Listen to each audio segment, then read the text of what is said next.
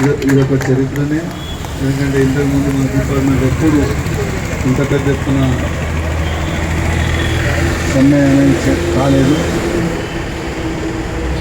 ఈసారి మాత్రం జెన్కోలో దాదాపుగా 98% కార్మికులు అందరూ బయట ఉన్నారు. నేను 2 రోజుల నుంచి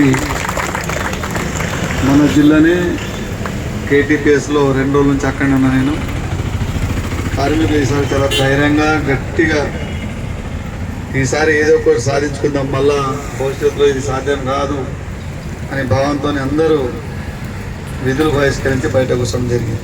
అక్కడ వంట కార్యక్రమం చేసుకొని అక్కడనే ఉండేటానికి రాత్రి 12 గంటల వరకు కార్మికులు మహిళలతో సహా ఉంటున్నారు.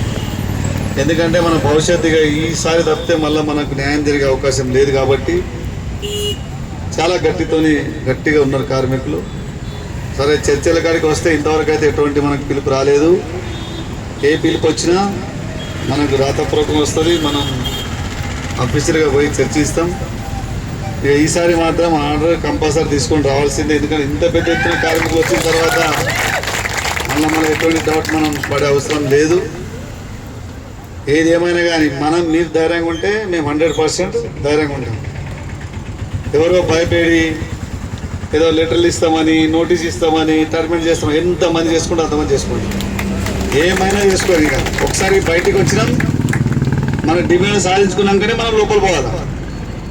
వాస్తవమా కదా? ఇక ఇప్పుడు సాధ్యమైతే మళ్ళీ భవిష్యత్తులో అయ్యే అవకాశం లేదు.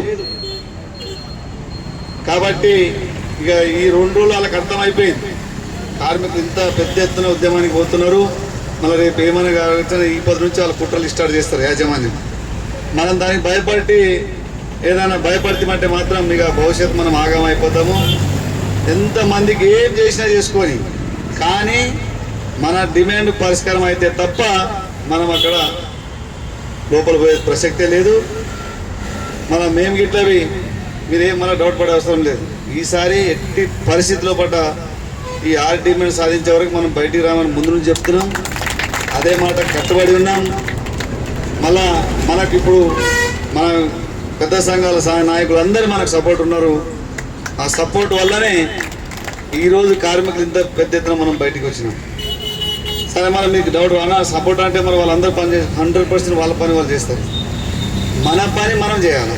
మనం ఏం చేయాలో మన పని మనం పని చేసుకున్నాం కాబట్టి ఎప్పుడు మళ్ళీ పని స్టార్ట్ చేస్తాం. మనం సమ్మె విరమించిన తర్వాత మన డిమాండ్స్ పరిష్కారం అయిన తర్వాత సమ్మె విరమిస్తాం. అప్పుడు మనం పోయి ఉద్యోగం చేస్తాం. ఇంకా మన టర్మినేట్ అయితే మళ్ళీ వెనుకపోతారంటే ఎట్టి పరిస్థితుల్లో సమ్మె విరమించే ప్రసక్తే లేదు. ఏ దానికైనా తెగించడానికి సిద్ధం ఉన్నాం. అన్నిటికీ అవసరం అనుకుంటే సరే, ఇప్పుడు మనం ఏం చెప్పాం, ఎట్టి పరిస్థితుల్లో ఈసారి వదిలే ప్రసక్తే లేదు.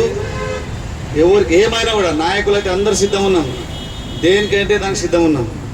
కాబట్టి మీరు భయపడకండి. మాకు కొద్దిగా అర్జెంట్ ఉండడం వల్ల ఈరోజు నేను ఎట్లవి KTPS ఉండేస్తున్నా, కానీ మా అత్తగారు చనిపోయారు.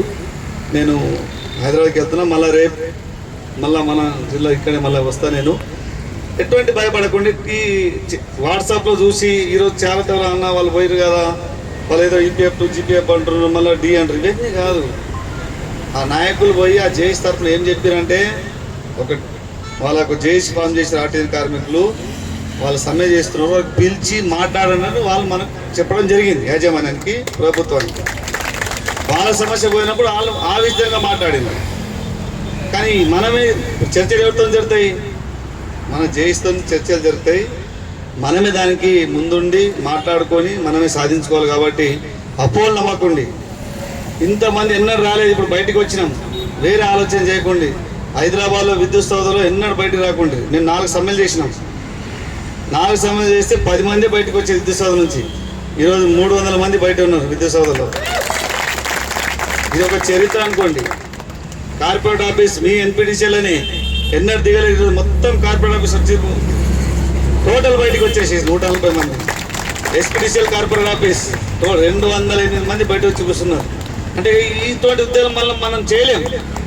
అన్ని సంఘాలు కలిసి, ఎందుకంటే ఉద్యమాలు చేసి నాయకులు కలిసిపోయారు, ఉద్యమాలు చేసి కార్మికులు కలిసిపోయారు, ఉద్యమాలు చేసి సంఘాలు కలిసిపోయినాయి. కాబట్టి ఇది లాస్ట్ ఫైనల్. మనం ఎవరి భయపడే అవసరం లేదు.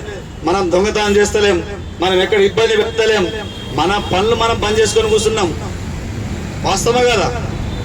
మనం ఏమనుకున్నాం ఆ రోజు, ఆ ప్రభుత్వం మనకు సగం కూడా తీసుకొచ్చి మోసం చేసింది అనుకున్నాం. ఈ కొత్త ప్రభుత్వం వస్తే మనకు న్యాయం చేస్తుంది అనుకున్నాం. 2.5 సంవత్సరాలు అవుతున్నది, కానీ ఇంతవరకు మనం న్యాయం జరగలేదు కాబట్టే మనం ఉద్యమం మొదలుపెట్టినాం. మొన్న సరే మనకు తెలిసిందంటే ప్రతిపక్షాలు ఏమన్నా కుట్ర చేస్తున్నాయా, ఉద్యమం చేస్తున్నా అనుకుంటున్నారు. ఎవరున్నా ప్రతిపక్షం INTUCకి సంబంధించింది, కాంగ్రెస్ పార్టీకి సంబంధించింది కాదా? మా సమస్యలు ఉన్నాయి, ఇలా కార్మికుడి బాధలు ఉన్నాయి కాబట్టి మనం ఉద్యమం చేస్తున్నాం. నిజం, నేను ముందు నుంచి మా పుట్టుక నుంచి మా నాయనలు మేమంతా కాంగ్రెస్ పార్టీ వాళ్ళమే.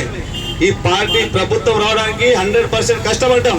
మీకు ఏమైనా తప్పు అనిపిస్తే మా లోకల్ ఎమ్మెల్యేలకు ఎంపీలకు కనుక్కోండి మేమేం చేస్తున్నాం అనేది. అటువంటిది ఏం లేదు. 100% ఈసారి ఈ ప్రభుత్వం రావడానికి మన వంతు మనం అందరం కారకులమైన ఈ ప్రభుత్వం తీసుకురచ్చుకున్నాం. కానీ వచ్చిన తర్వాత కూడా 2.5 సంవత్సరాలకు మనకి ఎటువంటి న్యాయం జరగలేదు. కనీసం చర్చ జరుగుతలేదు. ఎంత అన్యాయం అంటే ప్రభుత్వం ఆలోచన చేయాలి వద్దా?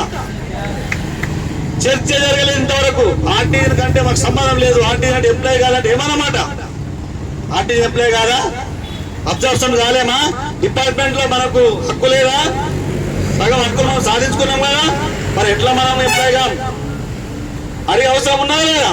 మరి ఇంత దారుణంగా మనం యాజమాన్యం ఆలోచన చేస్తే మాత్రం మనం ఇలా డ్యూటీ చేసిన లాభం లేదు. కాబట్టి తప్పకుండా అన్ని ఆలోచన చేయండి. ఇప్పుడే చేసి దిగినాం, మళ్ళా రేపు ఏమో చేస్తారని ఆలోచన భయపడితే మాత్రం ఇక భవిష్యత్తులో ఏముండదు. ఇక మేమైతే తెగించినాం, మీరు తెగిస్తేనే మనకేమో న్యాయం జరుగుతుంది. కాబట్టి ఇంత పెద్ద టైం అయిపోయింది, మీకు భోజనాలు టైం అయింది కాబట్టి వేరే ఆలోచన పెట్టుకోరాదు. డిమాండ్ పరిష్కారం అయితే డ్యూటీ, లేకపోతే లేదు. మీరు కట్టుబడి ఉంటారు, మేము కట్టుబడి ఉంటాం. కాబట్టి ఈ అవకాశం ఇచ్చిన ఖమ్మం జిల్లా నాయకులకు మరొకసారి ధన్యవాదాలు తెలియజేస్తూ ముగిస్తాను. Thank you very much.